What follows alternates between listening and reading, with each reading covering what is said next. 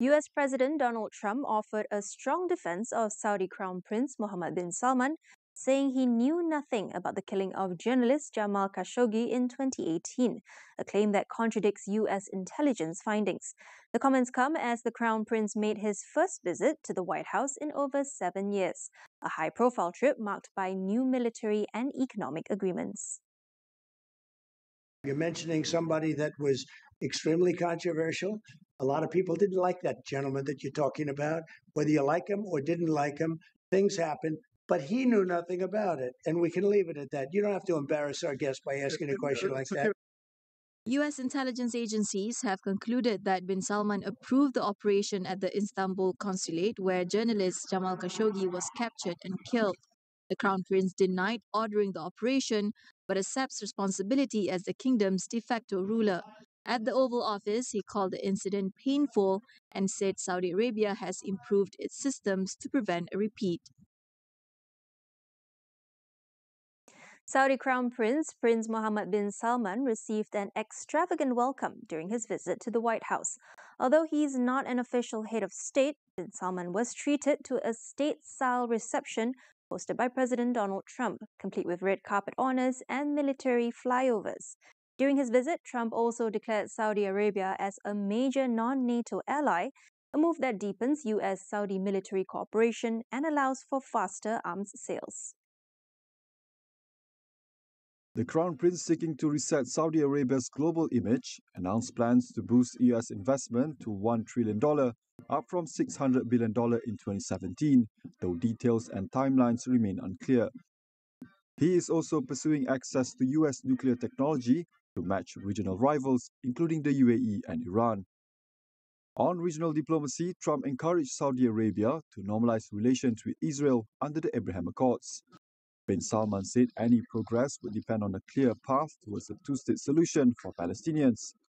At a White House dinner, Trump formally confirmed Saudi Arabia's designation as a major non-NATO ally, a status that provides faster access to US military equipment and defense cooperation.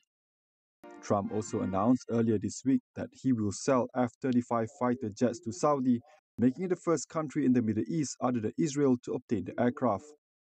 Saudi, meanwhile, said it will purchase 300 American tanks.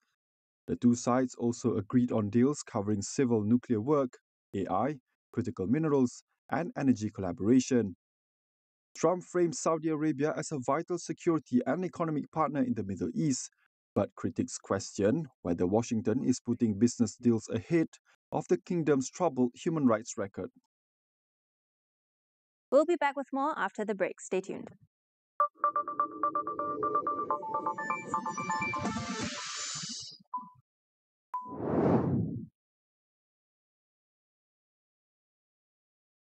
Minggu tiada penyingkiran. Baju geprek. Ada orang yang boleh sumpah enggak memang kapal. You ada potensi untuk shine. Kolaboranza.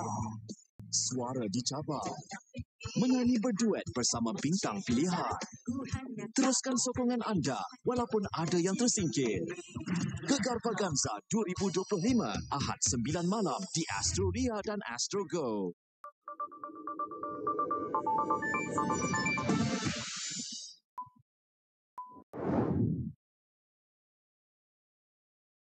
Welcome back. Trade and investment are expected to take center stage during the first half of Prime Minister Datuk Seri Anwar Ibrahim's second day of his official visit to Ethiopia. For more, we go to our correspondent Hafiz Mazuki reporting on the line from Addis Ababa. Okay, Faye, so Prime Minister Datuk Seri Anwar Ibrahim is just done with the high-level business forum between Malaysia and Ethiopia here at the Addis International Convention Center in Addis Ababa, Ethiopia. The event is also, other than being attended by the ministers from both Malaysia and Ethiopia, it is also attended by the President Azki Selassie. The message from PM Anwar is clear. Malaysia is open for business and is ready to step up cooperation with Ethiopia when it comes to economy and trade. And that's the message that he sent to the business delegates who attended this event here in Addis Ababa. Of course, earlier in the day, during his second day of his official visit here in Addis Ababa, Prime Minister Anwar visited the National Adwa Museum. And other than that, he also had a meeting with the President, Aski Selassie, to discuss areas for cooperation between Malaysia and Ethiopia. And of course, after this, I'm actually heading to the National Palace, where there will be an official welcoming reception for Prime Minister Anwar by the Prime Minister of Ethiopia, Dr. Abiy Ahmed Ali. And after that, there is scheduled to be a joint press conference, which is about 11:55 p.m. or 12 a.m. Malaysian time later tonight.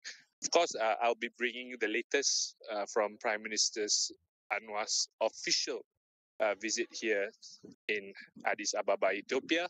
Stay tuned to AWANI International for the latest details. That's all from me. Back to you, Faye.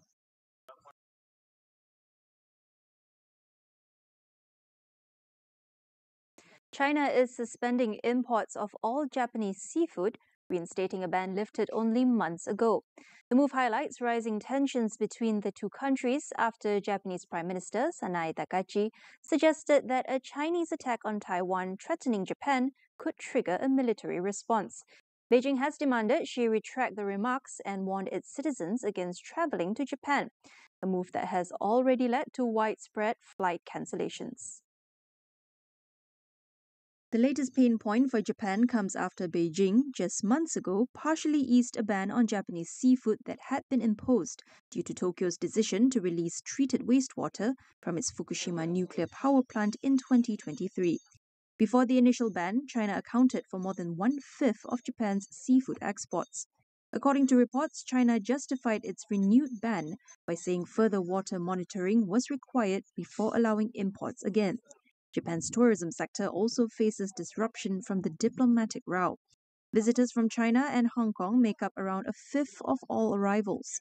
China's travel warnings and airline refunds have already led to roughly 500,000 cancelled Japan-bound tickets. In other news, the Dutch government has lifted its order taking control of Chinese-owned chipmaker Nexperia.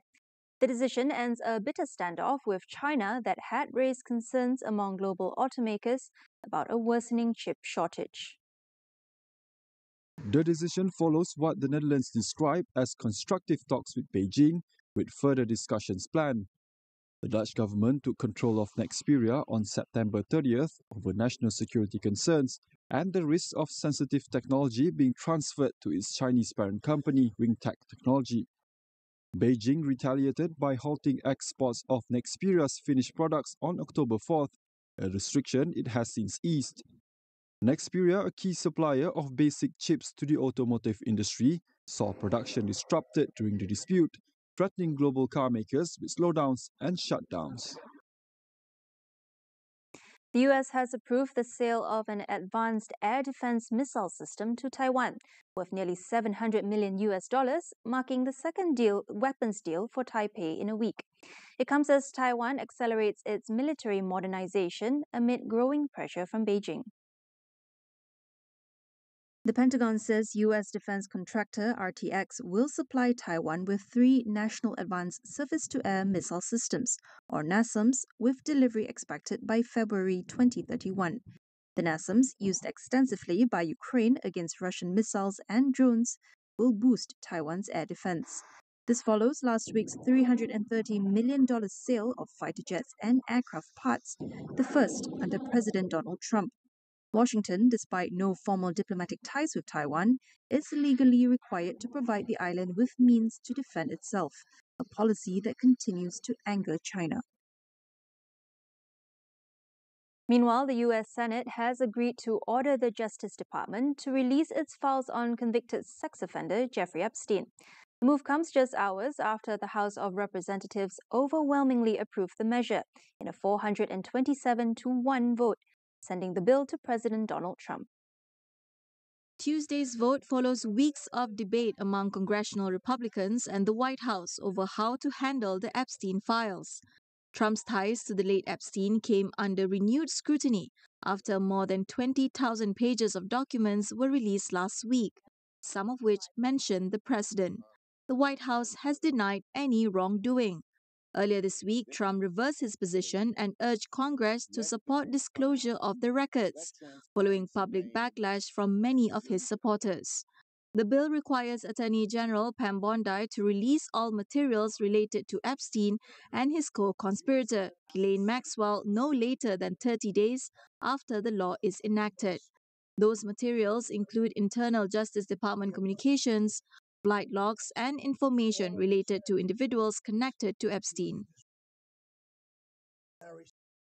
Ukraine is urging European allies to approve a proposed $163 billion loan from frozen Russian state assets when leaders meet next month.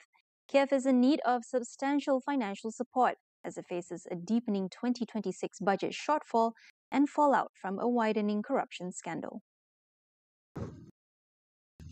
With little prospect of direct U.S. aid under President Donald Trump, Ukraine could run out of money in the first quarter of next year. Kyiv is also facing a political crisis after a $100 million energy sector corruption scandal sparked calls to dismiss the entire cabinet. EU leaders failed to reach agreement on the so-called reparation loan at their last summit and will revisit the issue on December 18th. Although they agreed to meet Ukraine's near-term financing needs, they stopped short of backing the frozen assets plan due to Belgian objections. The European Commission estimates Ukraine will need about $157 billion between 2026 and 2027. The proposed use of frozen Russian assets would raise about 140 billion euros, enough to cover those needs. The World Health Organization says its global workforce will shrink by nearly a quarter by mid-2026. More than 2,000 jobs will be cut as part of a wider restructuring following the withdrawal of the US, its largest contributor.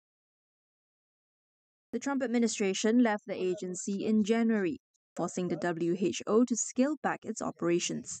The exit also led to the organization cutting its management team in half. According to the organization's latest projections, its workforce will shrink by 2,371 posts by June 2026. The figure includes job losses, retirements, and other departures, but excludes temporary staff and consultants who have already been made redundant.